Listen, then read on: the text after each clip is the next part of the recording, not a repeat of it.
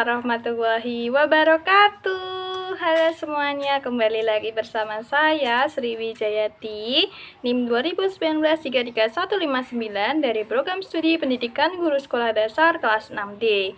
Kali ini saya akan menjelaskan mengenai isu-isu global dalam kaitannya dengan kepentingan nasional. Nah, mengenai isu-isu dan masalah global, menurut M. Verifield pada tahun 1997 mengemukakan pokok-pokok penduduk dan keluarga berencana, hak rakyat menentukan pemerintahan sendiri, hak asasi manusia, imigrasi, dan pengungsian, kepemilikan kebersamaan secara global, dan kelaparan dan bahan pangan, serta perdamaian dan keamanan, prasangka dan diskriminasi. Isu dan masalah yang telah dikemukakan tadi bukan lagi dirasakan secara global maupun regional, namun kini sudah dirasakan oleh seluruh dunia. Badan dan lembaga dunia yang merupakan bagian dari PBB maupun yang berada di luar PBB seperti LSM telah menaruh perhatian yang serius mengenai hal tersebut. Yang pertama yaitu mengenai penduduk dan keluarga berencana. Masalah penduduk merupakan masalah yang sudah mendunia. Persoalan ketidakseimbangan antara pertumbuhan dan jumlah penduduk dengan ketersediaan bahan pangan, lapangan kerja, serta pemukiman warga yang merupakan masalah kesejahteraan. Bukan hanya masalah yang menimpa Indonesia, melainkan masalah yang dialami juga oleh negara-negara di dunia.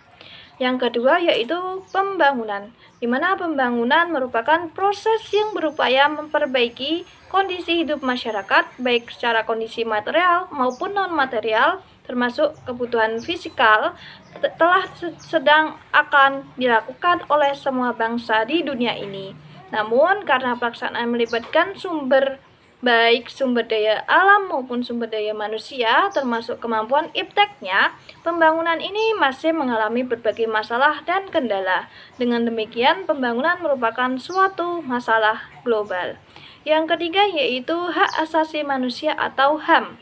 Kita meyakini firman Allah dalam Al-Quran surat Al-Hujurat ayat 13 yang artinya, "Hai manusia, sesungguhnya kami menciptakan kamu dari seorang laki-laki dan seorang perempuan dan menjadikan kamu berbangsa-bangsa dan bersuku-suku supaya kamu saling mengenal.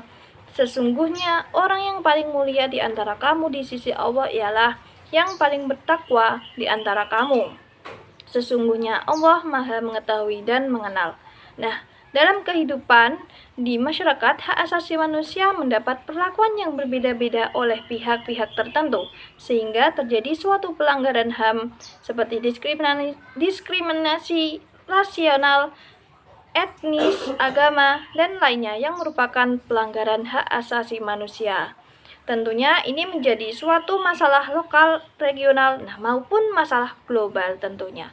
Yang keempat yaitu migrasi, di mana perpindahan penduduk baik dalam imigrasi maupun pengungsian di mana-mana di dunia ini. Faktornya bermacam-macam.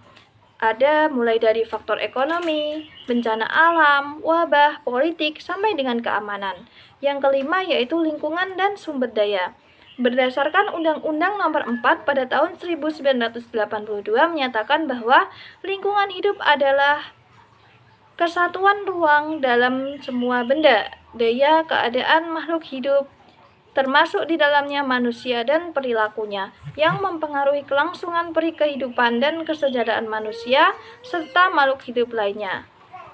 Nah, masalah lingkungan seperti pencemaran udara, tanah, air, suara, ataupun kebisingan, sinar yang menyilaukan, banjir, kekeringan, tanah longsor, hama, dan sebangsanya yang mengganggu bahkan mengancam kehidupan manusia tidak hanya terjadi secara lokal ataupun regional, namun sudah menjadi masalah global.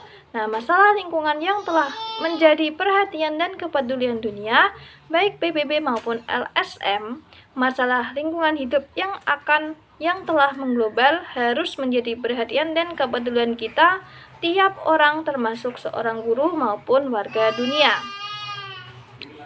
Nah, masalah-masalah tadi merupakan masalah atau isu-isu global dalam kaitannya dengan kepentingan nasional. Demikian mengenai isu-isu tersebut.